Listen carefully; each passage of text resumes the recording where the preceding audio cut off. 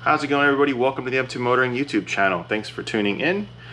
Today I just wanted to do a video to further explain what's going on with the IS, as I mentioned in a previous video.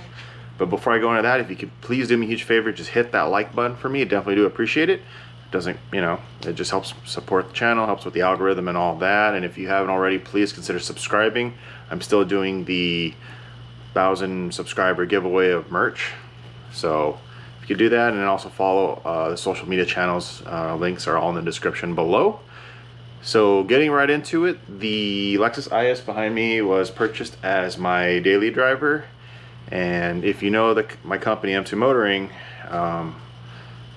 we do a lot of cars for the Sema show every year. If you don't know what the Sema show it is the world's largest automotive manufacturers trade show. So it's here in Las Vegas, Nevada. I've been attending since 2006, I think. 2006 was the first SEMA show where I took my very first big project SEMA build to the show, and also debuted it alongside with my first OEM contract build. So this is going to SEMA as an outside vehicle. It's going to have a decent amount of upgrades. It's not going to be anything too wild. It is, at the end of the day, my daily driver. But in the process of all that, I've actually had a very cool opportunity to partner with a few companies. One of them is a very good friend of mine, Steven over at ModInJapan / Brand Creative. When I was looking at several possibilities of what type of car I want for a daily, he threw a little hint like, hey, why don't you look in the Lexus market? For myself, I'm personally, if you know my history, I'm a huge Mercedes guy. And he was just like, why don't you just, give Lexus a try? You had a SC way back in the day, the newer generation Lexus. I think you'll really like it. So I was looking at the GS, I was looking at the IS, and for me and myself, I don't drive a lot of people around, so the IS to me makes more sense. So, Steven and I were going back and forth, and when I finally purchased the car, which I'll show you if you haven't seen the previous videos, he said, great, are you planning to play with it or do anything? I said, I don't know, maybe, some wheels, maybe lower it a little bit, and kind of go from there, kind of figure things out and kind of see what I want to do. Nothing too crazy. Again, like I said, it is my daily driver. So, he was saying, hey, you do what you do. I know you're not gonna leave this thing alone for too long.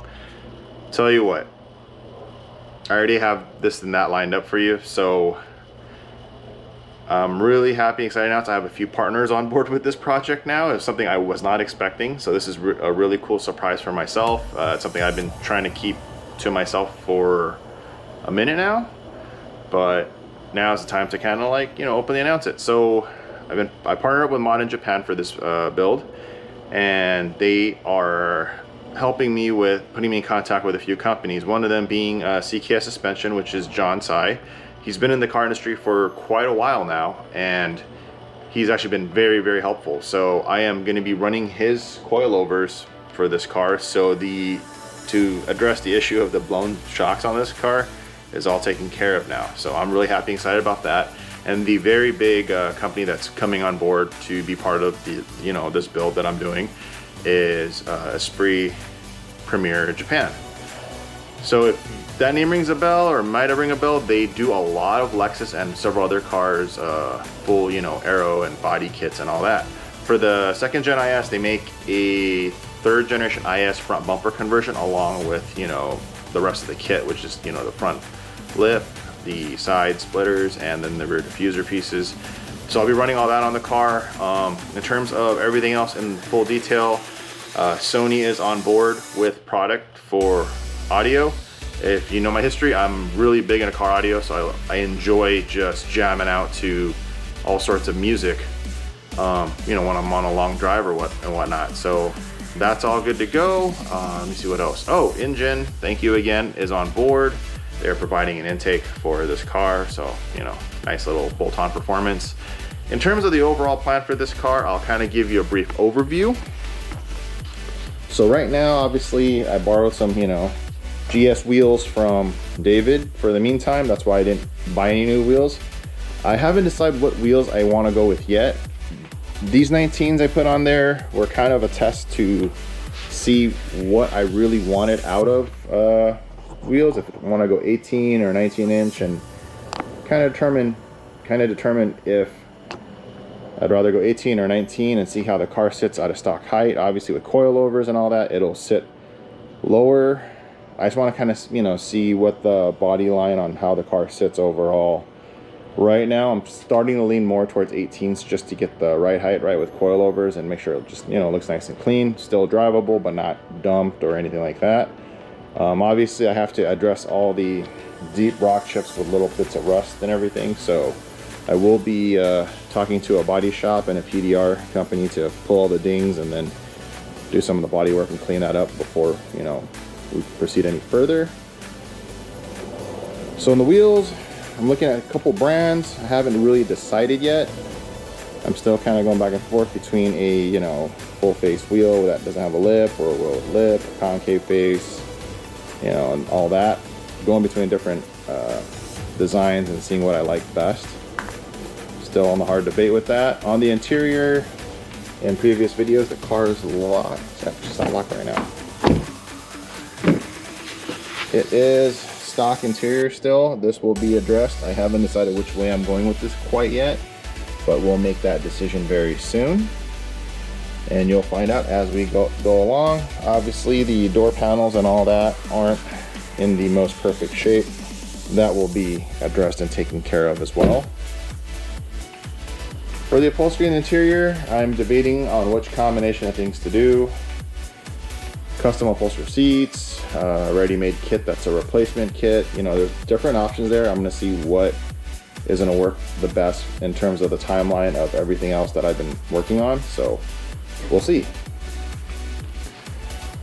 Obviously, as you see here on the headlights, they are aged and faded, so I'm working on getting new headlights and taillights for this thing. I haven't decided whether I'm gonna stick with OEM, and then there's a couple brands that are out there, so I gotta decide which style I like and then kind of go from there and check the quality. I haven't really dabbled in aftermarket headlights or taillights in quite a few years, so I'm not sure how the quality is. I gotta talk to a couple people and kind of get their feedback on it. So I don't want to get something for the car that's gonna leak, condensate, or any of that. I absolutely cannot stand that.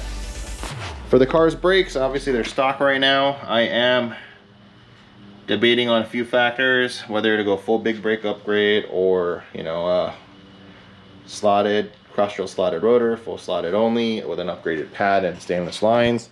Again, this car I'm not planning on making a lot of power, so I'm gonna do what makes sense and doesn't destroy my bank account. I have a lot of other projects right now I'm working on as well for Sema, so this is important, but so are the other cars. So it's kind of hard to just decide on one particular, you know, go full crazy on this car and spend more time and money than I'd like to. Obviously it's nice, and like I said, it's a daily driver. I'm not trying to go too crazy, but I do want to make it nicer. The engine bay, obviously there's, you know, a debate of getting headers, the tune and all that. I gotta look to see what's available. I know there's a few companies out there. I just have to see which one that, you know, I like their products the best. Obviously this car needs an exhaust system, so that's in debate of which one I'm gonna run. So figuring all that out, and I'm not even done with the registration on the car, and you know, all this hits me. So in terms of the car itself, like I said, daily driver, really want to just enjoy it and drive it, and you know, all that. It'll be at Sema, so this is going to be an interesting, you know, couple months along with everything else going on. I was not expecting to take this to Sema. This is something that's a little bit of a surprise for me. Everything that kind of lined up came together, and it just worked out last minute. So this thing is registered and not ready to go to Sema, but we'll be ready to go to Sema. So I'll cover that in the upcoming weeks of what's going on as parts come in, kind of give you a review on everything, and also while I test fit, you know, the Esprit Premiere Japan kit and other parts on the car, you'll see the process of all that.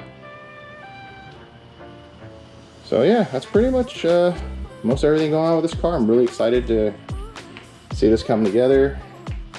One other big thing here, now that I've been living in Nevada, I'm probably end up tinting the windows. I drove it yesterday and it is ridiculously hot. But that's pretty much the overview with this car for this episode. I appreciate everybody tuning in, hitting the like button, commenting on what they like to see. And I got a couple of questions about, you know, what's going on with this car for Sema now that I kind of announced it in the previous episode. So, you know, I'm glad I was able to share with everybody what I can for the moment. There's some other stuff in the works, and as I can announce it, I will. So yeah, that pretty much concludes the episode. Thanks again for tuning in. Definitely do appreciate it. Until the next episode, you guys take care and see ya.